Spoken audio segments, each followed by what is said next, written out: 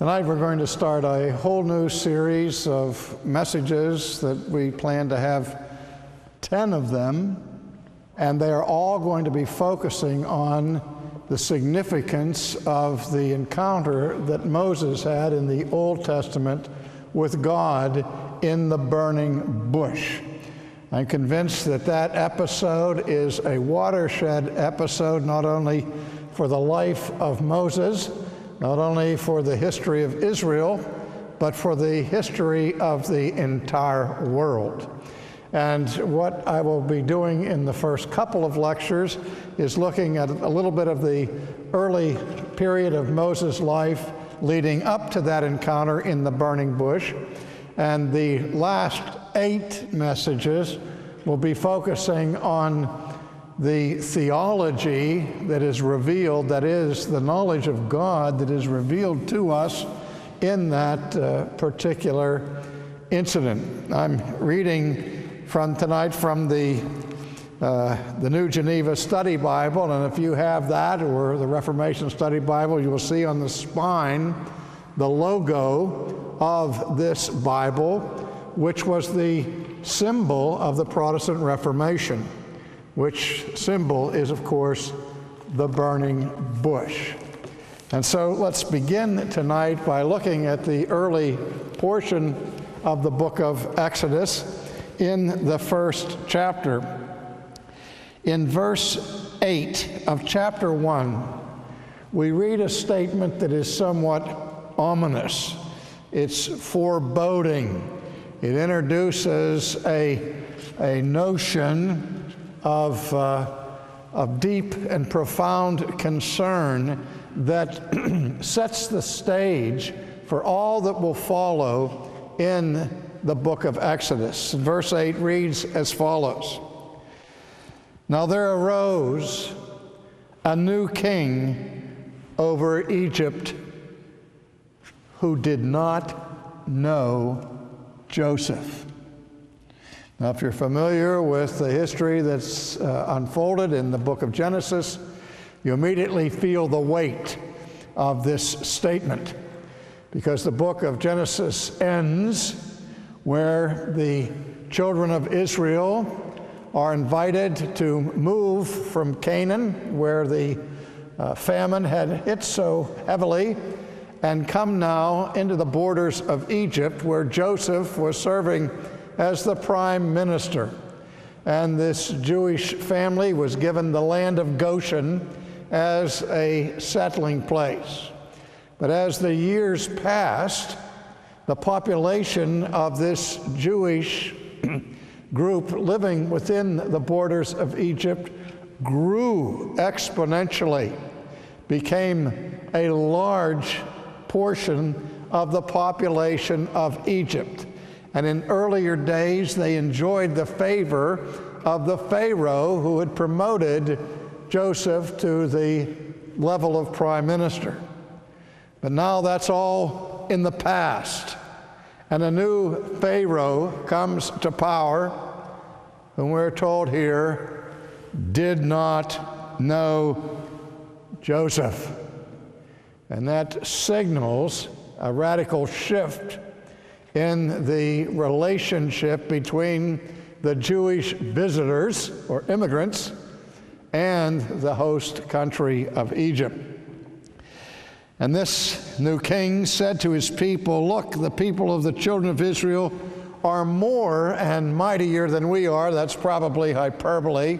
They weren't that great, but in his eyes, he was very much concerned of this growth of the Israelites in their midst. And so he says, "Come, let us deal shrewdly with them, lest they multiply, and it happens in the event of war, that they join our enemies and fight against us and go up out of the land." So they said, we've got to be shrewd here. We've got to be careful. On the one hand, we don't want them to leave, because they are our slave labor force upon which the whole economy depends. But at the same time, we don't want them to become so numerous and so strong that if we're attacked by another nation, they're involved in an insurrection and join our enemies and destroy us. So what we have to do is keep them here, but keep them as weak as we possibly can. And so now the Pharaoh institutes a program to that end, and listen to what his shrewdness involves. Therefore they set taskmasters over them to afflict them with their burdens. The idea here is the heavier their burdens during their period of slavery, the less likely that they will live to old age, so that the life expectancy of particularly the men among the Hebrews will be shortened. And he goes on to say, and they built for Pharaoh supply cities, Pithom and Ramesses, but the more they afflicted them, the more they multiplied and grew. So the exact opposite result came to pass from what Pharaoh and his shrewdness had tried to bring to pass. And so they were in dread of the children of Israel.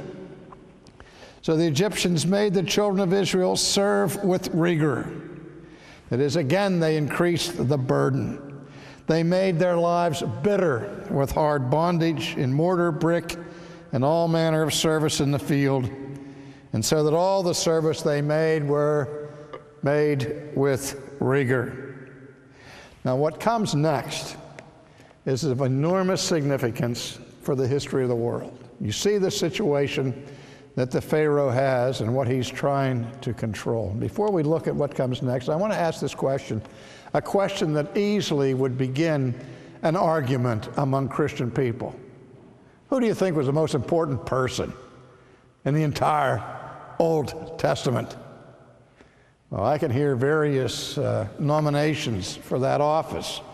Some may say Adam. Some might even say Eve, because she was the mother of us all. Or people might surely nominate Abraham, because he's the father of the faithful and is the one that God called out of paganism and made that covenant with him and with his descendants.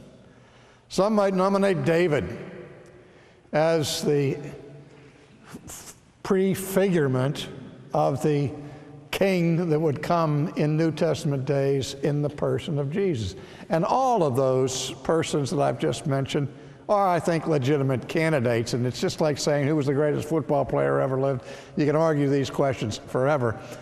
But for me, in terms of redemptive history, I think the single most important person in the whole Old Testament is Moses. Why? Not only because he led the people out of bondage in the Exodus, which again was a watershed event for all of history, but also because he was the mediator of the Old Covenant, just as Jesus is the mediator of the New Covenant. And he is the one through whom God delivered the law to Israel in the giving of the Ten Commandments. And I think of it this way.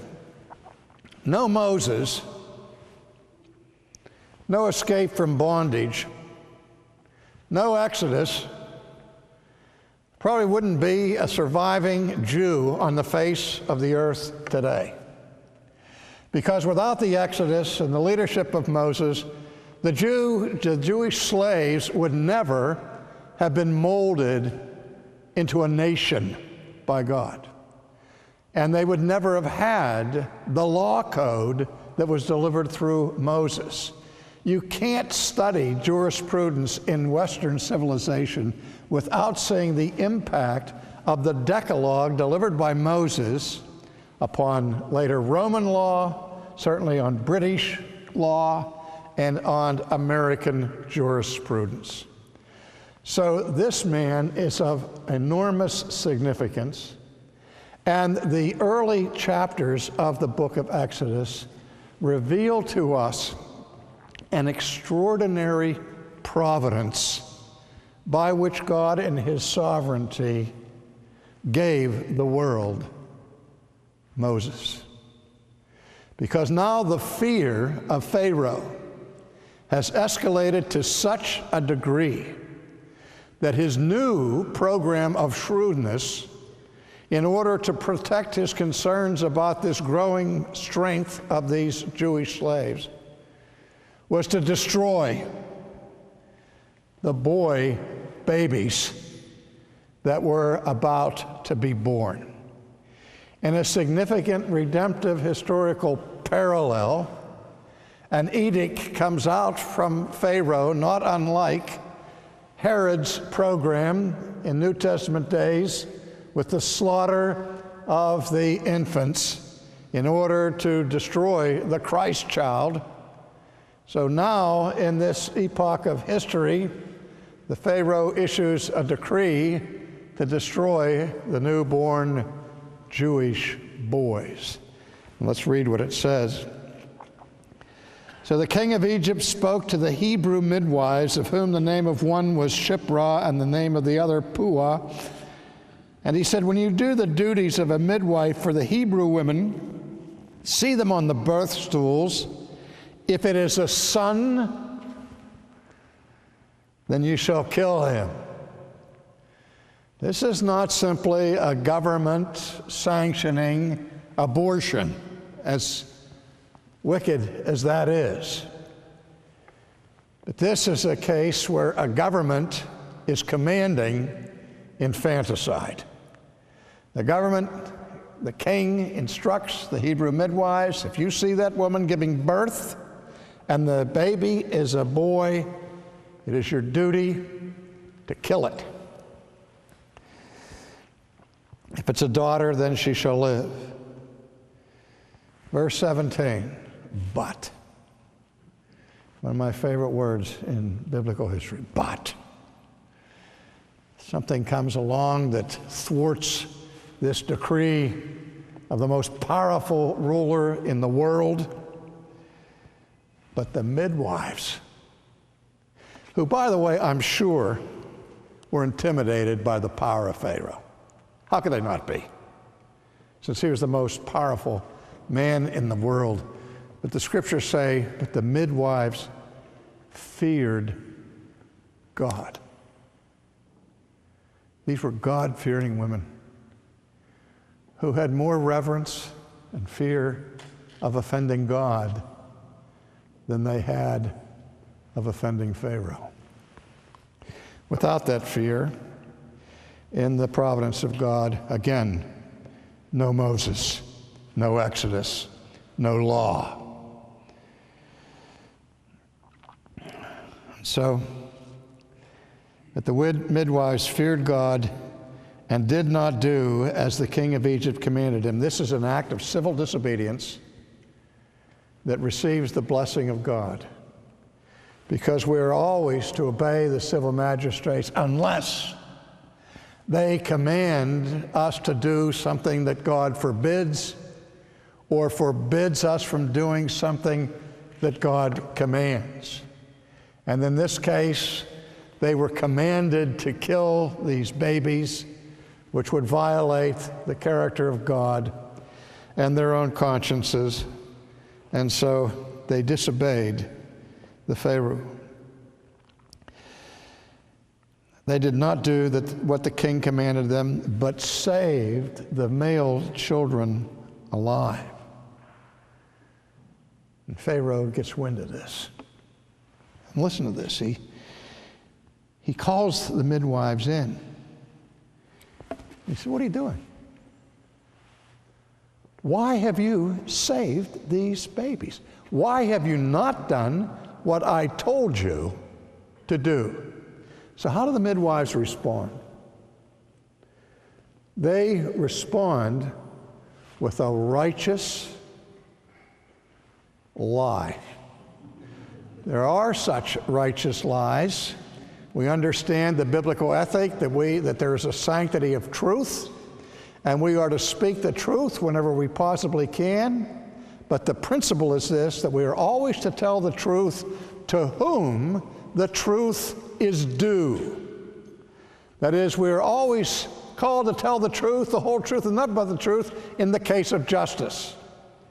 But if the enemy crosses your borders and wants to know where your company is bivouacked, you're not obligated to reveal that secret information.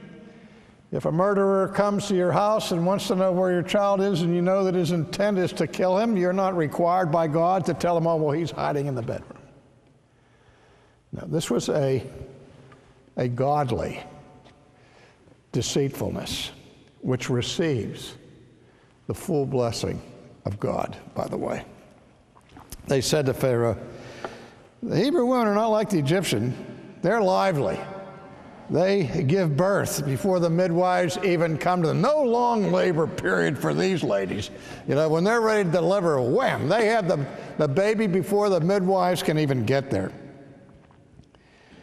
Therefore, we're told, God dealt well with the midwives. God blessed these women for their brave disobedience and dissent from Pharaoh's program. And so the people multiplied, and they grew very mighty. And so it was because the midwives feared God that God provided households for them. And so now Pharaoh commanded all his people, saying, every son who is born you shall cast into the river, and every daughter you shall save alive. Not just the Jews, everybody. I'm going to get them one way or another. And we read, a man of the house of Levi went and took a wife of the daughter of Levi, so the woman conceived and bore a son. And when she saw that he was a beautiful child, she hid him for 3 months. She had her baby, and she knew that if this little boy would be discovered by the law, by the soldiers of Pharaoh, that her child would be put to death. And so she hid him. She hid him for 3 months. But you can keep a 6-week-old baby somewhat quiet. But by the time their lungs develop and by the time they become 3 months old, their cries cannot be silenced.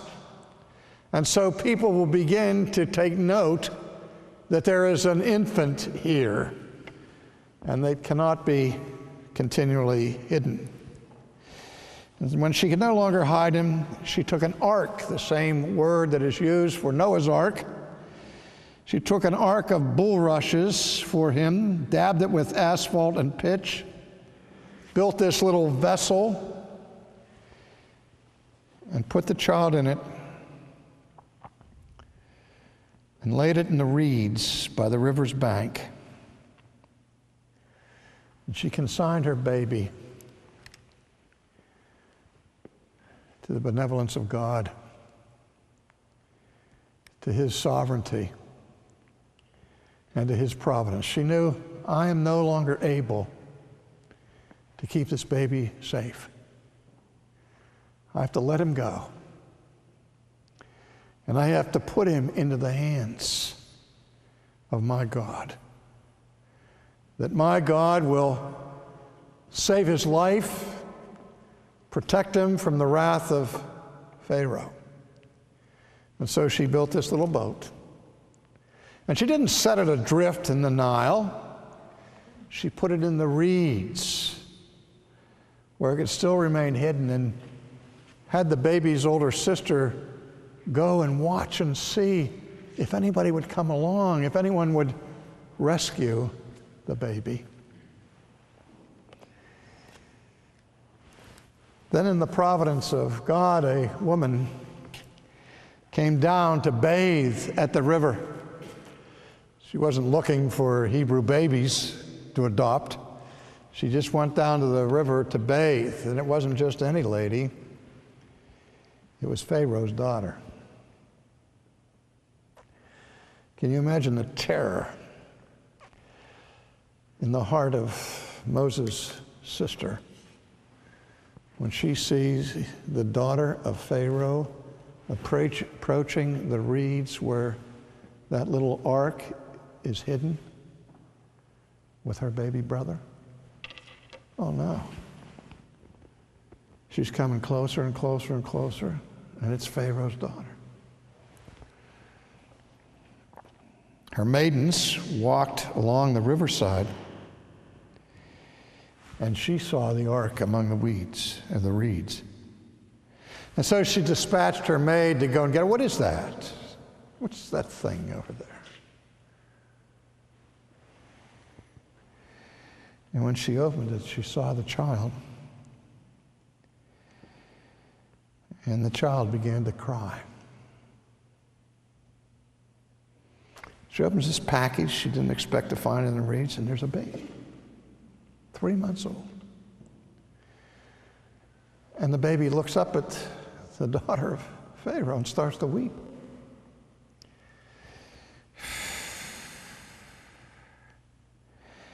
And so we read, she had compassion on him and said, this must be one of the Hebrew children. She didn't just say, this has to be one of the Hebrew babies. I'll report it to my father and have the soldiers come and dispense with this child. No, she had compassion. This was a woman. And her natural instincts when she finds a baby and the baby's crying is for her to feel for that baby and to pick that baby up and hold that baby and try to comfort that baby. She doesn't know anything about the Ten Commandments or the Exodus, that she's holding the mediator of the Old Covenant in her arms. She's a woman having compassion on a baby that's been set adrift. Moses' sister said to Pharaoh's daughter, shall I go and call a nurse for you from the Hebrew woman that she may nurse the child for you? And Pharaoh's daughter said to her, go ahead. So she went and called the child's mother. And Pharaoh's daughter said to her, take this child and nurse him for me, and I will give you your wages. Take this little baby and take care of it for me. I'm going to adopt this baby, and I'll pay you if you will nurse this baby. Pay me? This is my baby. Of course I'll nurse him. She didn't say that. And the child grew, and she brought him to Pharaoh's daughter, and he became her son. And she called his name Moses, for I have drawn him out of the water. This is how the life of Moses begins. It will be 80 years from that moment until Moses will meet the living God in the burning bush in the Midianite wilderness.